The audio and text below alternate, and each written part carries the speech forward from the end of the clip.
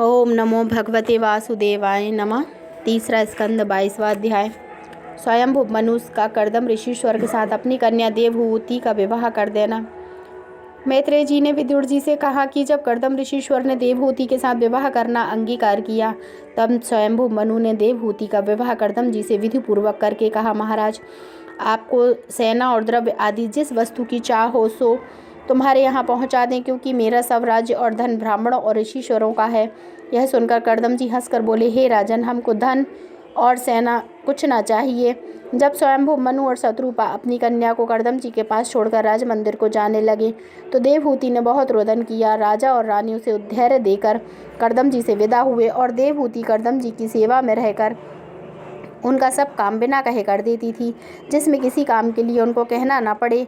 राजा स्वयंभू मनु ने बरहिष्मतीपुरी में, जहाँ बारह जी के रोम गिरने से, कुशा उगने और ऋषिश्वरों के मंत्र पढ़ने से देते नहीं रह सकते थे, अपनी राजगद्दी पर जाकर विचार किया कि हमारे पास राज्य और द्रव्य बहुत है। संसार में मनुष्य धन अधिक होने से उसको अपने सुख के लिए, जो सदा स्थिर नहीं रहता, खर्च करते हैं और परलोक का डर नहीं रखते। किंतु मनुष्य को उचित है कि परमेश्वर जिसको धन देवे, उसे वह ब्रह्मा जी के नाम पर शुभ कर्म में खर्च करे। यह बात विचार कर स्वयंभू मनु ने हर साल विधि पूर्वक यज्ञ करना और नित्य प्रातः समय बहुत सी गाय और स्वर्णाधिक ब्राह्मणों को दान देना आरंभ किया। जब नित्य नियम से छुट्टी पावें, तब महात्मा ऋषिश्वरों से परमेश्वर की कथा व लीला सुना करें। जिस समय कोई ब्राह्मण व महापुरुष न होवे, उस समय आप नारायण जी की कथा कहकर हरि चरणों का ध्यान मन में रखें। इसी तरह 71 चतुर्युग उन्होंने राज्य किया और हरि भजन के प्रताप से उनका पराक्रम मरते समय तक ज्यों का त्यों बना रहा। उनका कोई क्षण परमेश्वर की याद व चर्चा के बिना नहीं बीतता था। उनके राज्य में हरि इच्छा से जब प्रज्ञा चाहती थी, तब पानी बरसता था। 12 मंदिरों, सब तरह के फल फूल वृक्षों में लगे रहते थे। सब प्रजा आनंद से रहकर परमेश्वर का भजन व स्मरण किया करती थी। स्वप्न में भी किसी को दुख नहीं होता था।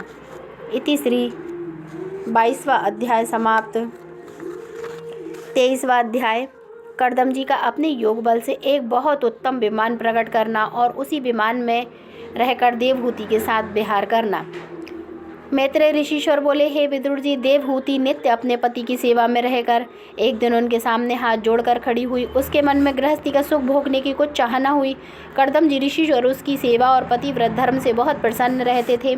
उन्होंने अपने तप के प्रभाव से जान लिया कि मेरी पत्नी को संसारी सुख भोग करने की इच्छा हुई है।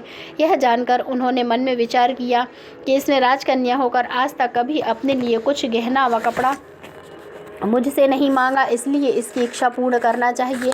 ऐसा विचार कर कर्दम ऋषिश्वर बोले, हे राजपुत्री, मैं तुमसे बहुत प्रसन्न हूँ। जो इच्छा हो सो वरदान मांग ले। इस बात का संदेह न करना कि कहाँ से लाकर हमको देंगे। नारायण जी की कृपा से हम सब पदार्थ तुझे दे सकते हैं।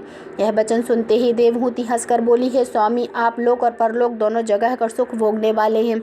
जब मैंने आप जैसे पति पाया, तो मुझे किस वस्तु की कमी है। मेरे पिता ने आपको ऐसा ही महापुरुष और गुणवान जानकर मुझे आपको अर्पण किया है।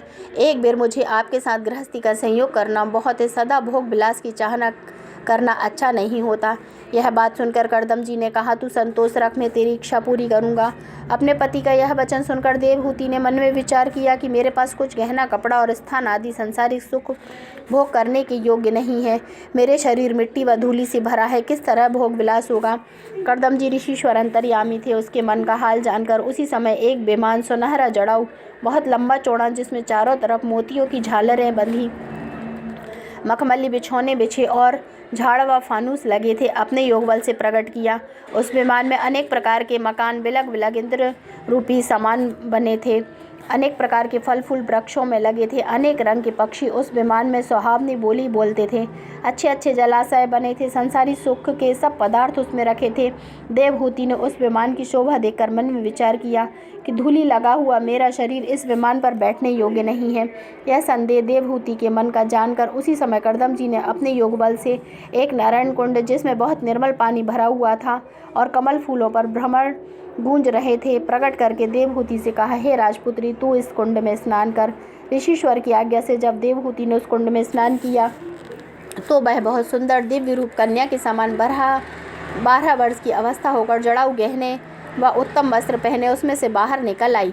उसके साथ 1000 दासी भी बहुत सुंदर गहने व कपड़े पहने, हाथों में चमर आदि सब वस्तुएं लिए हुए उस कुंड में से बाहर निकलकर बोली, हे राजपुत्री, जो आज्ञा हो सो करे।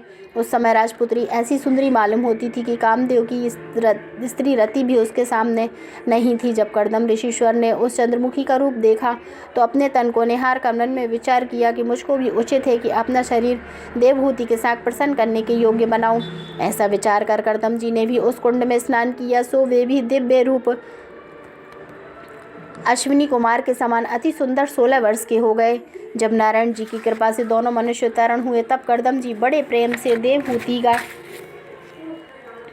हाथ पकड़कर उस विमान पर चढ़ गए। सब दासियां भी उसी विमान में जाकर अपना अपना काम करने लगी। सुख विलास के जो पदार्थ वैकुंठ और इंद्रलोक में रहते हैं, वे सब पदार्थ परमेश्वर की दया से उस विमान में कर्दम ऋषीश्वर और देवहूति के लिए वर्तमान थे।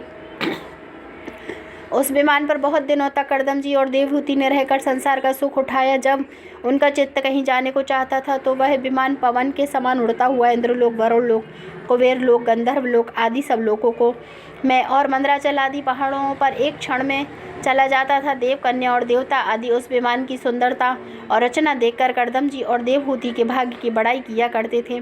जब इसी तरह कर्दम ऋषीश्वर को 10,000 वर्ष देवहूति के साथ भोग विलास करते हुए बीत गए और उनके नव कन्याएं उत्पन्न हुई, तब कर्दम जी ने चाहा कि मैं संसारी भोग विलास छोड़कर फिर नारायण जी का तब ध्यान करूं। ऐसा विचार कर उन्होंने देवहूति से कहा, हे राजपुत्री, तुम कहो तो मैं परमेश्वर का भजन करने चला जाऊं। अब मेरा चित्त गृहस्थी में नहीं लगता। यह वचन सुनकर देवहूति हाथ जोड़कर बोली, महाराज, हरि भजन करना बहुत अच्छा है। मैं भी आज तक संसारिक सुख विलास में भूलकर आपकी सेवा टहल से विमुख रही। मुझे उचित था कि आपके चरणों का ध्यान धरकर मुक्ति पाती। सो संसारी सुख भोगने से नव कन्याएं उत्पन्न हुई हैं। इनके विवाह करने का सोच मुझे लगा है।